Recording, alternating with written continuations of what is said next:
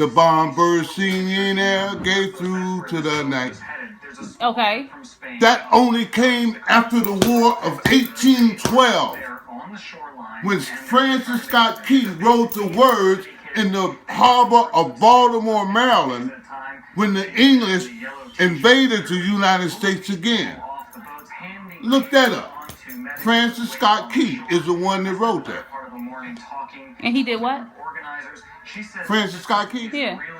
He was on land. The English was going to invade the United States, and they came through Baltimore Harbor.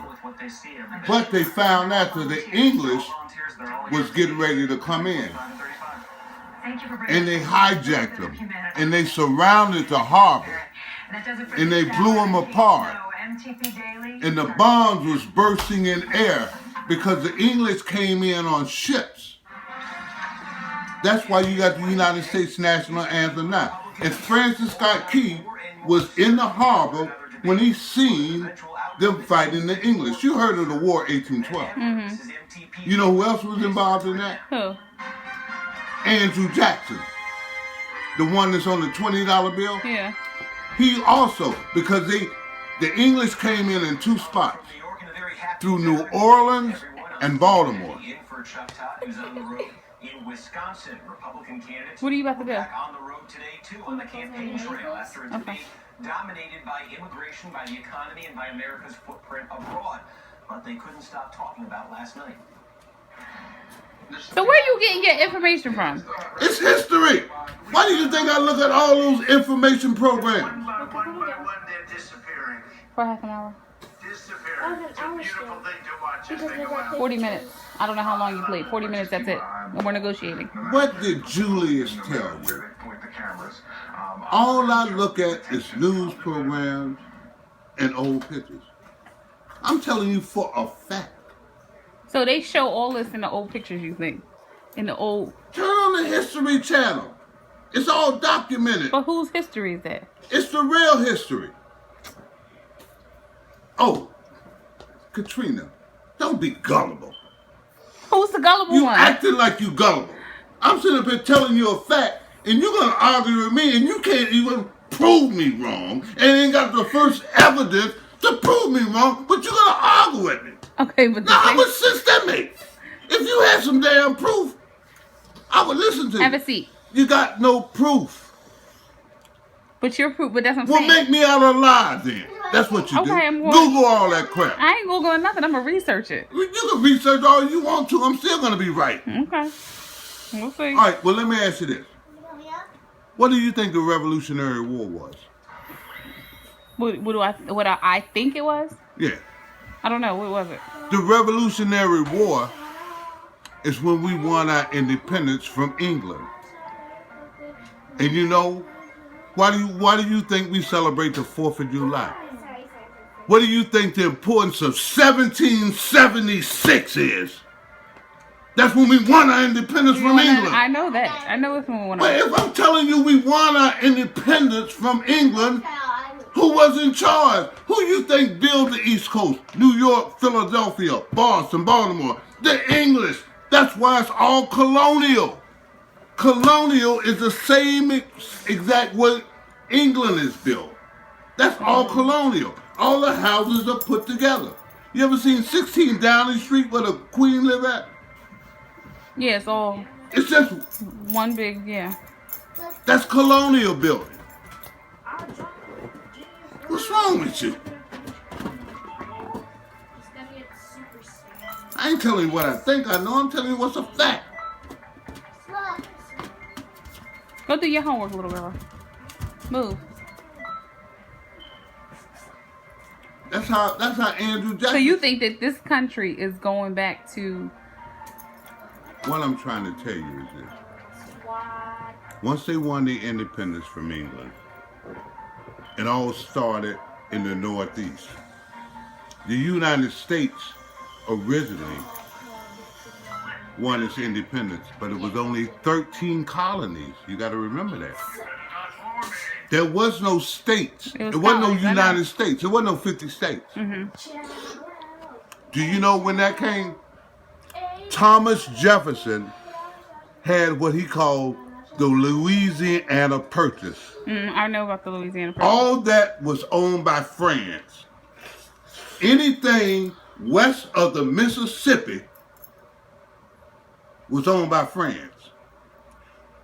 And Thomas Jefferson bought it from France for $10 million. That's why everything out west was considered territories. There wasn't states. During that time, the farthest you can go west was St. Louis, Missouri. Go do your work. I'm not gonna say it again. Do you understand? Mm-hmm. You see the arch in St. Louis? Mm-hmm. That was the gateway to the west. Because before then, the United States didn't own anything west of St. Louis. You said they didn't own? They didn't. They didn't until Thomas Jefferson made the Louisiana Purchase. And they sent Lewis and Clark out west, and they went all the way to the Pacific to draw a map of everything that was out west from St. Louis. And the arch that they built in St. Louis is called the gateway to the west. Why do you think that was? Oh, yeah, okay. Because before then, you couldn't go no further. Back then, all of Texas, that was Mexico. California, that was Mexico.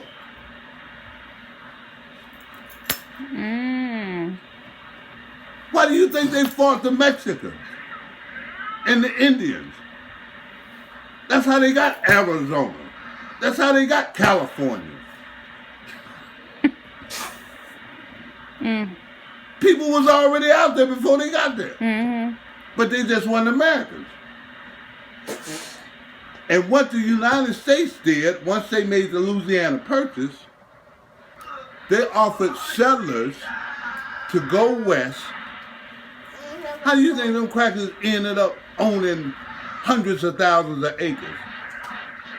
Because if they had the willingness to go out there, right, and put a stake down, the United States backed them. They gave them free land in order to take. Why do you think wagon trains? Wagon trains always went west. There wasn't no damn wagon trains in the east because the English was already established.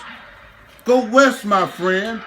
And then when the gold rush hit in California, crackers from everywhere came. You had immigrants came up to the United States for a brand new life. That's why everybody went west. Do you understand me? But my point I'm trying to prove to you is that how white people got all the land from the Indians, they made treaties with them.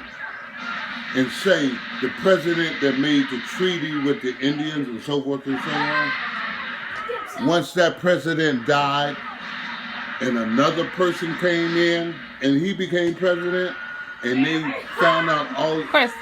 Christian, turn it down. And they found out all these gold and silver and coal in the West and big entrepreneurs that was in New York and the East Coast wanted to develop all that. That's why they went back on their word with the treaties that was given to Indians. They went back on their word? Why do you think the Indians say the white man speak with forked tongue? Oh, because they didn't. What they did is they promised them one thing, and when they actually agreed to it, when somebody else came in office, they changed the whole thing around and took it back.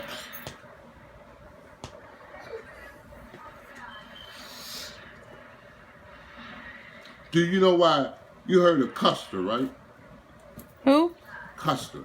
No. General Custer? The war at Little Bighorn? No.